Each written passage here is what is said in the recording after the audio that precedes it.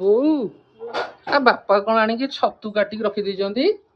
ବାପା କହିଲେ ଆଇଛନ୍ତି ଆମ ଗେଲି ପୁଅ ସ୍ତ୍ରୀ ସେଇଥିପାଇଁ କାଟିକି ଥୋଇଛନ୍ତି ଆସିଲେ ଖାଇବେ ବନେଇ ଦେଇଥାନ୍ତେ ହେଲେ ଖାଲି ଏମିତି ସୁଖା କରିକି ଥୋଇ ଦେଇଛନ୍ତି କାଟିକି ବୁଝିଲ ସେ ମାନେ ନ କହିକି ଆଣିକି ଥୋଇଛନ୍ତି ସେଥିରେ ପୁଣି କହୁଛ ରୋଷେଇ କରିକି ଦବ। ମୁଁ କହୁନି ବୋଉ କହୁଛନ୍ତି।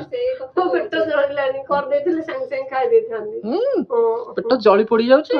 ନହେଲେ ବାପା କହିଥିଲେ ରୋଷେଇବାସ କରିକି ନେଇକି ବସ ଅଧାଠି ନେଇକି ଦେଇଥାନ୍ତି ଖାଇକି ସେଇଠୁ ଆସିଥାନ୍ତେ। ବାପାଙ୍କୁ ଟିକେ ପଠେଇବା କି ଜଳିଖିଆ ଆଣିବେ। ପଠା ସଇଲାଣି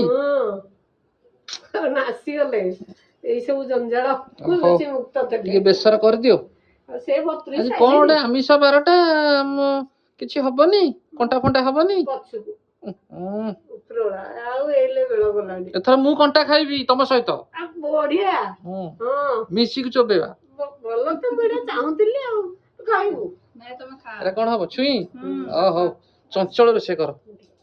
ସଫା କରିଦିଅ ତମର ତ ଏଇନା ଖାଲି ପୋଛା ପୋଛି ଚାଲିବ ଆଉ। ଏ ବୋପା ପୁରା ଗେଗେ। ଟିକେ ପୋଛିଦେଲେ ରୋଷେଇ ତମେ ବି ଲାଗି ପଡ।